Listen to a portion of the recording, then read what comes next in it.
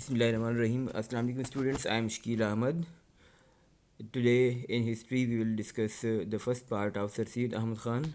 So first of all, the early biographical details regarding Sir Syed Ahmad Khan. He was born in 1817 in Delhi in India. He belonged to a wealthy and rich family which was well known and respected in the area. So, by the age of 18 years, Sir Syed Ahmad Khan was skilled in Arabic, Persian, mathematics, and medicine. He had also been introduced to some of India's most able writers and had developed a love for literature. In 1838, Sir Syed Ahmad Khan's father was died, and later he became a judge in Delhi in 1846. That year, he wrote his well known book on archaeology called Asarus Sanadid, in which he had written the accounts of old buildings and monuments inside or around Delhi. When the War of Independence broke out in 1857, Sir Syed Ahmad Khan was working as chief judge in Bijnor, and he is said to have saved the lives of many British women and children during the fighting. In return for his loyalty, the British offered him an estate, which was refused by Sir Syed Ahmad Khan.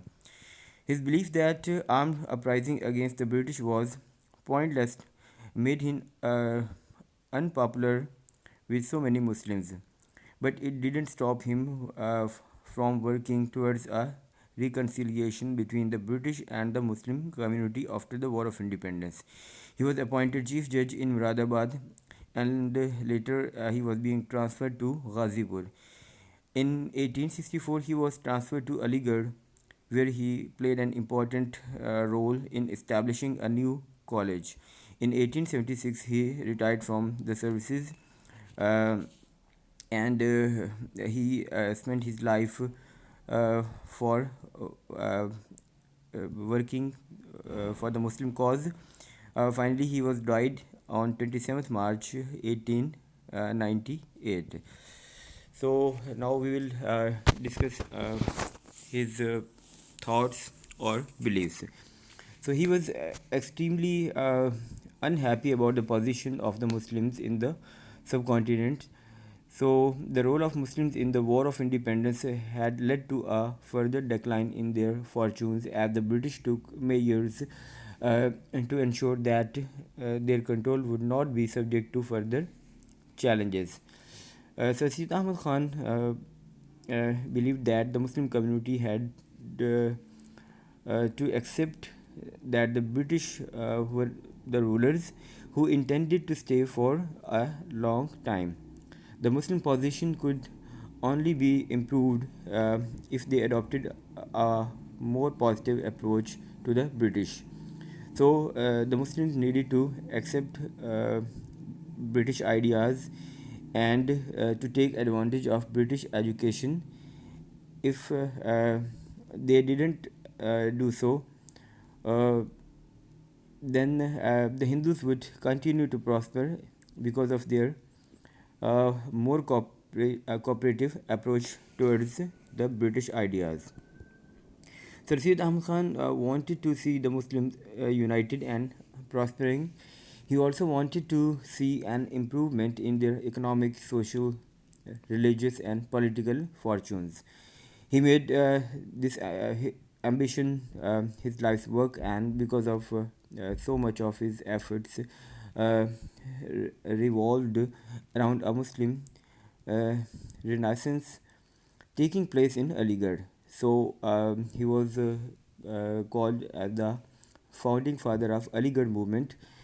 So mainly the central aims of movement started by himself were to improve relations between the British and the Muslim communities by removing British doubts about Muslim loyalty as well as the Muslim doubts about the British intentions. Actually, Muslims had adopted a boycotting policy against the Britishers after the War of Independence, because they didn't like the Western ways. That's why they were getting declined. On other hand side, the British, they were also repulsing the Muslims. That's why the decline got more speedy regarding the Muslims. The second aim was to improve the social and economic position of Muslims by encouraging them to receive Western education, modern English, and to take a post in the civil services and the armed forces.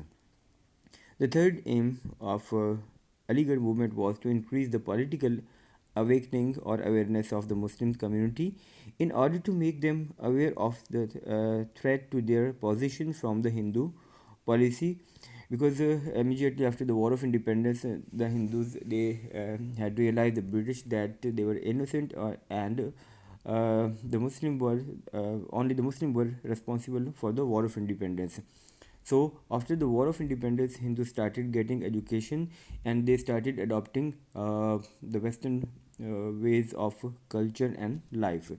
On other hand side, the Muslims, they came in boycott towards the British policies. They left the government jobs. They got their kids out of the schools running under the government control. So the Muslim decline got more speedy. Students, in the next lecture, we will discuss the services of Syed Ahmad Khan, inshallah.